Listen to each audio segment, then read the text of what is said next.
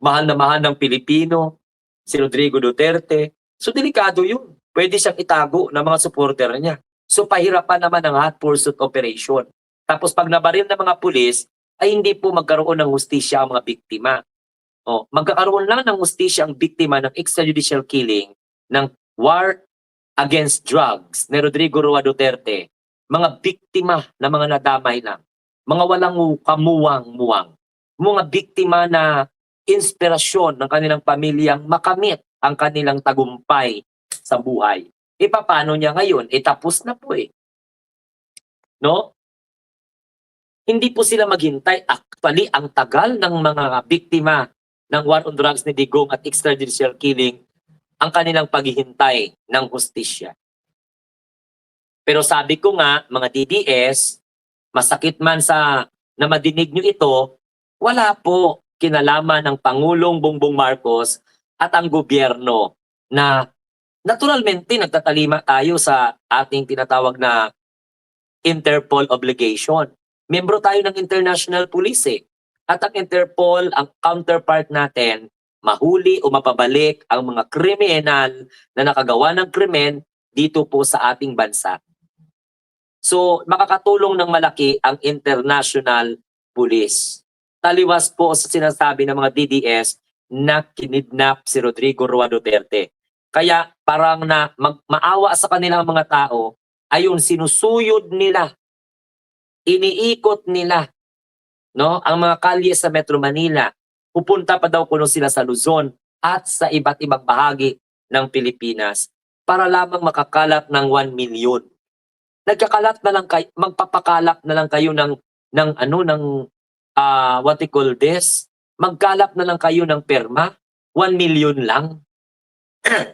Paano ang populasyon natin is 120 million at this point of time. Ilang porsyento doon ang mga voters? Yan ang titingnan. Ilan doon ang active sa politika? Hindi na magngangalap ka ng 1 million tapos gusto nyo pauwiin si Digong? I'm very sorry kung naniniwala kayo na makauwi si Digong dahil lang po sa perma na yan. Hindi po. Kahit na ano pang gawin ninyo, hindi po. Simba ko lang, baka makauwi si Digong sa garapon. Huwag niyong paasahin ang matanda. Sabi nga ni Pulong Duterte, nandoon na lang daw puno muna si Digong hanggang si PBBM pa ang Pangulo. As if naman na makakalabas siya. Baka tapos na nga yung term ni PBBM, hindi pa rin makalabas si Rodrigo Duterte kung buhay pa siya. Naintindihan ninyo? Kaya huwag niyong sisihin ang gobyerno. At tigilan na ninyo ang pagpakatanga at magpakabobo ninyo. Wala kayong mapapala dyan. Mainit ang tirik ng araw. Naintindihan po ninyo? Mainit ang tirik ng araw. Wala pong magandang maidulot sa inyo yung mga pag-iinarte ninyo. Hintayin na lang ninyo na ma-convict or ma-acquit si Rodrigo Roa Duterte. Wait for a proper time. Kasi husgahan at husgahan man talaga siya ng husgado sa ICC. Kahit anong hingi ninyo ng tulong kay Donald Trump, hindi po makakauwi si Rodrigo Duterte sa Pilipinas. Yan ang totoo. It is because of showing of power and influence.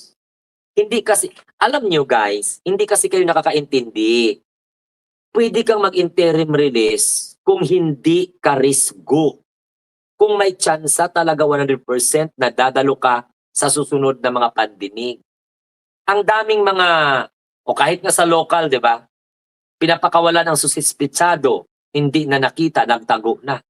Yan ang iniiwasan ng ICC kasi magkaroon po ng confrontation between against Duterte and against pro-Duterte. Magka-clash ba? Sa iba't ibang mga opinion. So yun ang pagkakaalam ko, mga DDS na reason. Sir, anong pakialam mo? Munting tinik, anong pakialam mo kung magkakalakalbo kami sa init ng araw? No, hindi naman ako nakikialam. O, syempre, malaya din ako makakapagsalita kahit masakit yung ipin ko, okay lang. Magsasalita ako for the enlightenment of every Filipinos who are willing to be enlightened. Ang asikasuhin nyo na lang, huwag niyong bigyan ng sama o sakit ng loob si Rodrigo Duterte. Huwag niyong kwentahan ng fake news doon sa loob. Kasi ang matanda ba naman, di ba? Mamaya matigok na lang yan sa kakonsumisyon. Kayo talaga ang may problema.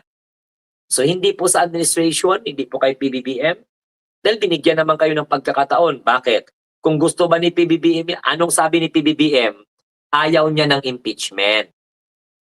Okay, pero kung ano man ang mangyari, susuportahan niya.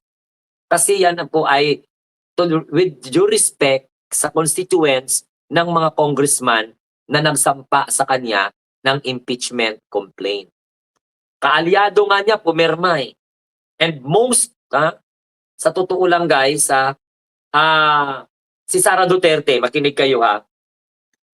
Kay Sara Duterte, kaalyado ni Sara Duterte, pumirma nga ng impeachment. Di ba? So, mag-segue lang ako ha, mag-segue lang ako. Kaya sila nagpapakalap ngayon, nangangalap ng perma para mawala yung focus. And then, yung pangangalap ng perma, plus impeachment kay Pangulong Bongbong Marcos, plus impeachment ni Sara Duterte. So, gusto nila yun. No? Gusto nila yun i-connect-connect. Unahan nila file ng impeachment, unahan nila pangalap ng perma para daw puno mapalabas si Digong. Pero to be honest, hindi po mapapalabas si Digong. Kasi alam mo kung bakit. Wala pang confirmation of charges. Pinagpaliban.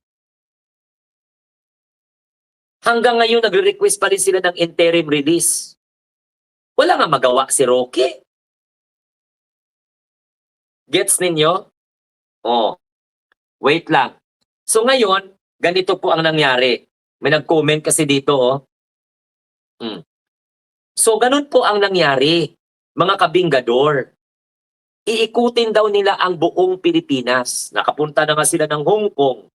O may mga balita nga doon na pati mga passport